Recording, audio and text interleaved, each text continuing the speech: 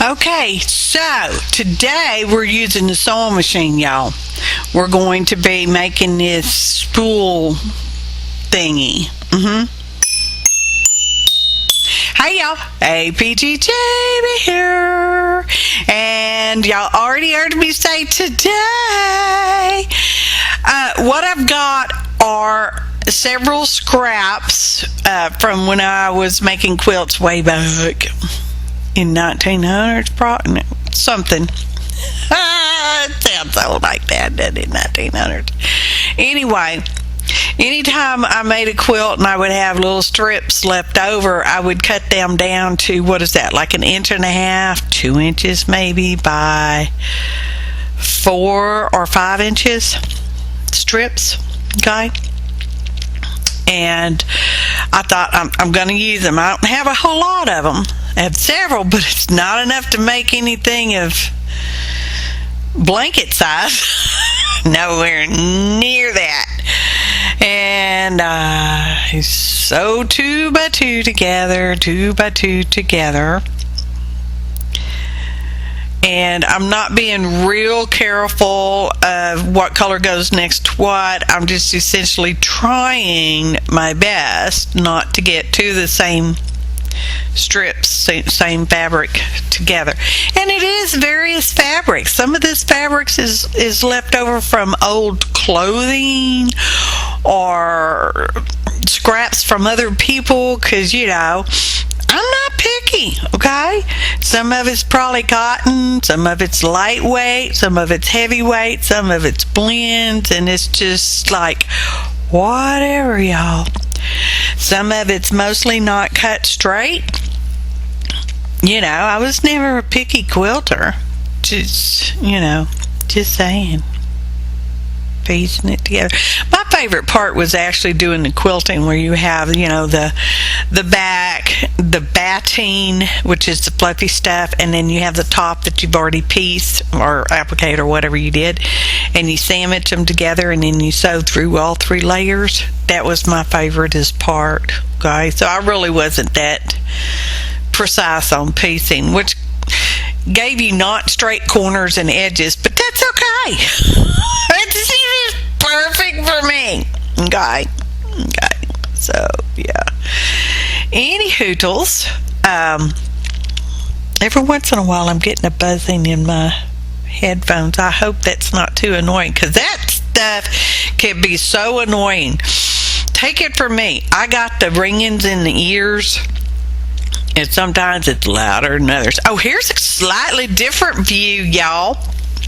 It's a little shaky because I got one of my camera mount thingies. It actually sits in a water bottle thing. Anyway, so it's just a little jiggly. It's okay though, it's just a different view. So we had our 2 by 2s, we sewed singles together and got 2 by 2s, and now we're sewing like 4 by 4s and adding 1 or 2 here or there. And after I got all these done and ironed it all out, I didn't show that part because y'all know how I ironed. And I decided it wasn't long enough, so I did just as many again. I didn't film all of it because it's like the same thing. Put the strip together, sew it together. And this is my $40 sewing machine I picked up at the Aldi's. I happened to be in there, and they were like taking them out of the crate, and I'm like, hey, I'll take one of those for $40. Well, she said, Alex. Anyway, so we just sewed it all together, and I thought, well, I want to put a back on it because, you know, it's just all icky back there. And I thought, well, I'll just sew some muslin on it, which is cotton fabric, unbleached cotton fabric, y'all. In America, we call it muslin. And I thought, no, we'll just, you know, make the other strip. So that's why I made the other strip. And then I folded it in half, and, you know, good side to good side, and ran a cricket seam at the bottom and a cricket seam at the top and left a hole in it. Right here's the hole, so I could tump it inside out or tump it right side out. Okay, and then sewed it together. I didn't have to leave that big of a gap in it, but you know, it's been a while. So I'm sewing, hand sewing, and there's some threads clipping off, and I come from the same school mostly that Barb Owen did, that, you know, loose threads and threads sticking out on your work is poor craftsmanship. So we don't do that. I have a hard time leaving threads, y'all. I do on this one.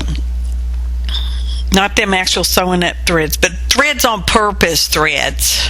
Okay, which is different than accidental, not necessarily good sewing work. Though I'm not really that good a sewer, it stays together. So anyway, got that done. Excuse me, golly. So here we are at the sewing machine again. We're going to put on a piece of lace, and I put one at the top and I put one at the bottom, and it's all wonky sewed because, you know, my foot there's walking around. I'm moving my hands as if y'all could see me moving my hands walking around, and it gets a little wavy and wonky, and you know, that's okay by me because, you know, it's perfect. So I don't know, do I sew you both the top and the bottom, or just the one side? Because, you know, I put it on both, not both sides, but both the top and the bottom. I don't know, whatever. Excuse me, y'all see it? Here it comes. Now, I got these buttons. I don't know that any of the buttons match. They don't have to match. Some are 2 holes, some are 4 holes, and we're sewing them on there. Hand sewed them on there. And I did my little twist knot, which I'll show you a close-up-ish in a couple days. It'll be in this video, y'all. And how I do that knot, and then I put it through the top side, sew the button on, and then I just tie knots on top of the button itself and trim it off so I've got the little threads on the outside. And anyway, they're different color buttons, they're different thicknesses, they're kind of the same size but not really. And we do this for 400 or 500 days. And sewing buttons on with buzzing in our ears, and sewing and sewing and sewing. And I did take some breaks. I took an overnight break because there's not. Now your fingers need to be dampish, so if you need to put them in water to get it that way, or just lick it with your tongue, then that's what you do. Okay, you're just rolling the thread, wrap it around your finger, and roll it off, and then you grab it with your middle fingernail. You know, it doesn't have to take much of a fingernail. You just grab the edge and just pull the threads through it, and then you got a magic knot. Every time I record, y'all must just think I sat around doing that all day. Only when I talk. So we do that ad nauseum. I know it's very exciting. Oh, here we are. I took some pieces of scrap paper that just grabbed and happened to have enough to make these 4 little section thingies. So I made like clusters, and here I'm pulling the bobbin thread to the front part. And I'm just going to tie that in a knot, so that way both my threads will be on top of the little cluster thingy. Okay, it's very small clusters, nothing fancy. 3 different kinds of paper. I just have to have the right amount to make 4 of these little doolalies. Okay, I'm just tying it. I mean, I'm not really worried about this thing coming apart. It's never going to be washed. I've probably looked at it about as many times as it's going to be looked at. Maybe I'll show it off once or twice to a friend or something. I don't know. Alice, get ready. So there's that. And yeah, baby. So I call it a spool thingy. I have it right here in my lap. I thought to grab it when I started doing the voiceover so I could read the poem. And I'm just not that happy with it. Can you tell the lack of enthusiasm in my verse? I don't know. I guess I had delusions of grander than this. And we're going to glue on those little cluster thingies, okay? And we're using Fabrifix because we're fixing paper to fabric. So, anyway, I think it's just a little too straightforward with the little straight pieces that are now about an inch. Yeah, about an inch wide and about 3.5 inches long, maybe. I don't know. A little more haphazard, sort of like a what those things called? Snippet. I think I was looking for more of a snippet, but I got too caught up on these pieces that I happen to have. Anywho, I'm not thrilled with it. I don't hate it. Okay? And I'm just not that happy with my poem. So it's a double header. But you know, some days you get chicken and some days you get feathers. That's what my husband said to me. And I'm like, it needs feathers? And he says, no. Some days you get to eat chicken and some days you have to eat feathers. And I'm like, well, you know, not every day's a Mona Lisa. Actually, he said that too. I just tried to make it like I said that part, but I didn't. So we're gluing on our poem. I had, you know, this was back in December, and just gluing it on. I'm using Aleene's Original Tacky Glue, one of my favorites, because it's mostly getting glued to paper, and besides it sticks to fabric too, so you know, there's that. And gluing it all on there, getting my little poem on there. I'll read it to you in a minute, or how many minutes? Maybe 10 minutes. You don't want to miss that part because it's exciting and earth moving emotional stuff. Yeah. It's really short. It's more of a phrase, I guess, than anything. So now we're putting some diamonds on. Y'all know I like my diamonds. And they happen to be in raindrop form, teardrop form, whatever drop form you want to call them. Okay? Okay. And there are colors, just whatever colors. There again, I'm trying not to put 2 or 3 or 4 of the same ones too close together. Not necessarily trying to put matchy-matchy on the little fabric strips either. So I was going for haphazard. And I think the straight lines of my fabric pieces is what makes it too structured looking. I don't know. It's all good. Made me happy to make it, I'll tell you that. I can tell you that. I go wrong to tell you that part. So, we put our little teardrops. It's actually teardrops, y'all. It's part of the words. And I also had these stars, and that's one of the words in there too. So we're gluing on these star diamonds. Same thing, they're all multicolors. And I'm using the Fabrifix for that because it's clear glue. And we are sticking to fabric. I have some gem glue somewhere in a drawer, probably the glue drawer. I could see it pictured in my head. It's in the glue drawer. But, you know, I already had this out and didn't think about that at the time. So, there we go. And we're just gluing and sticking it in the Fabrifix that I have stuck over there on my little acrylic block. Don't do that, y'all. Don't put Fabrifix glue on an acrylic block because it doesn't want to come off. I don't know. I scraped some of it off, but it's just, yeah, I'm gonna have to get some goopy gone. Oh, now we're going to make the spool part. Okay, because spools are typically short, and these are some train wheels, wooden train wheels I got from Michael's, the one that went out of business a while back, so I got them on clearance.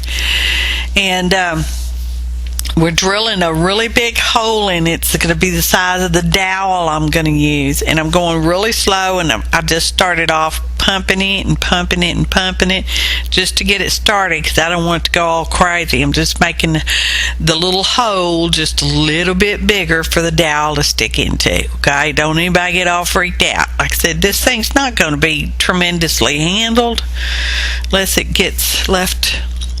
becomes a masterpiece, which that could happen. I mean, why not? I could become famous. I'm already infamous. No, I'm not infamous. I'm famous worldwide. People know me worldwide, y'all. Some people listen to me because I talk funny and I have this cute accent that I don't hear at all. And some people just watch me because they say I'm clever. I don't know about that.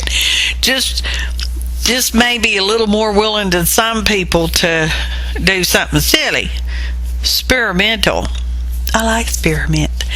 Anywho, here we are doing the other wheel. They're not going to be wheels. They're going to be spool ends. Spool ends, with the dowel between them. And I had to cut the dowel down. Just a round wooden stick, y'all. That's what a dowel is.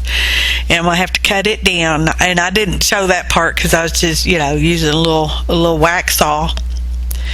Hacked it apart and sanded it just a wee little bit, and then we're going to use some wood glue. It is wood glue.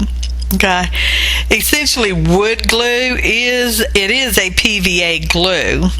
It's just not necessarily white or clear. Fumble fingers from all that sewing, y'all. It has a slightly yellow cast to it. And I'm like, what am I going to do if these don't stay together? But they did. They stayed together. They may not be perfectly straight, but what in my world is? Okay?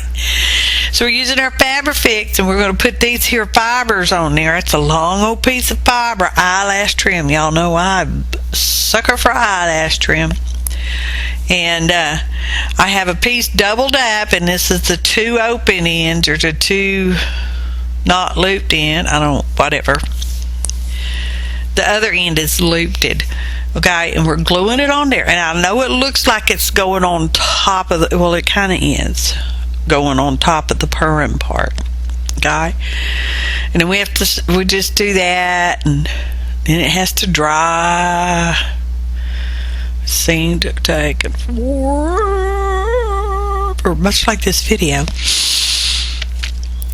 Okay, let's see what else.